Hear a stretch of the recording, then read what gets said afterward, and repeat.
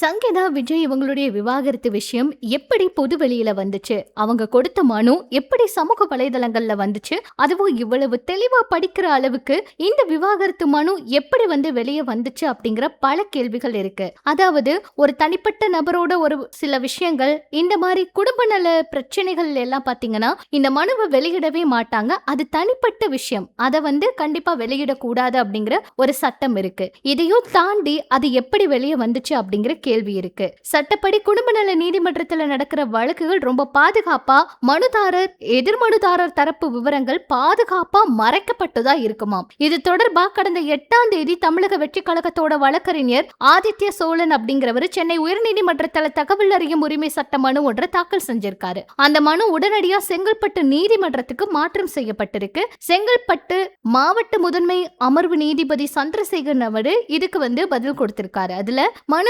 பொதுவெளியில கசிந்தது தொடர்பா ஏதாவது சட்ட நடவடிக்கை எடுக்கப்பட்டு இருக்காங்கிற கேள்வி எல்லாம் கேட்டிருக்காங்க. ஆனா எந்த ஒரு நடவடிக்கையும் எடுக்கலையா. அதுக்கப்புறம் கேமரா ப்ரொசீடிங் எல்லாம் கேட்டிருக்காங்க. இருந்தாலும் மனு கசிஞ்சிருக்கு. இதுக்கு மனுதாரர் தரப்புல இருந்து ஏதாவது புகார் மனு அளிக்கப்பட்டிருக்கா அப்படிங்கிற கேள்வியும் இருக்கு. அந்த கேள்வி எல்லாம் கேட்டப்ப எந்த ஒரு புகாரும் அவங்க கிட்ட இருந்து வரலன்னு சொல்லியிருக்காங்க. விவாகரத்து மனு கசிந்தது தொடர்பா நீதிமன்றம் ஏதாச்சும் தானா முன்வந்து இந்த வழக்கு பதிவெல்லாம் பண்ணியிருக்காங்களான்னு கேள்விக்கு அதுவும் இல்லைன்னு சொல்லியிருக்காங்க. மனு நீதிமன்ற வளாகத்திலிருந்து ஒருவேளை கசிஞ்சிருந்தா மனுவுல நீதிமன்ற முத்திரை இருந்திருக்கும். கசிந்த மனுவுல அவ்வாறு நீதிமன்ற முத்திரையும் இல்ல.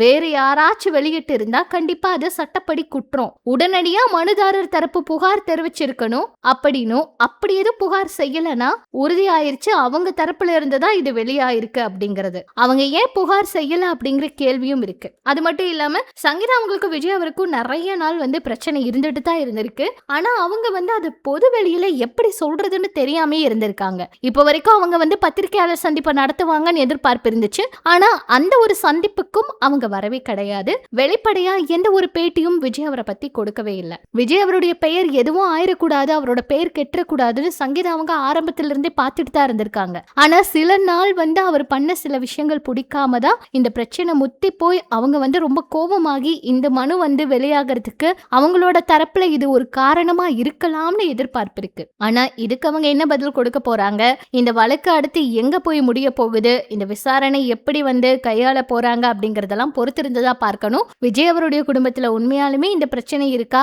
உண்மையா இந்த விவாகரத்து நடக்க போகுதா அப்படிங்கறத வரும் காலங்கள்ல தான் நம்ம பார்க்க முடியும். இது பற்றி உங்களோட கருத்து என்னவோ அதையும் சொல்லுங்க. இன்னும் இது போல நிறைய சினிமா தகவல், அரசியல் தகவல் எல்லாம் தெரிஞ்சுக்கணும் அப்படின்னா நம்ம சேனல் கூட இணைஞ்சிருங்க.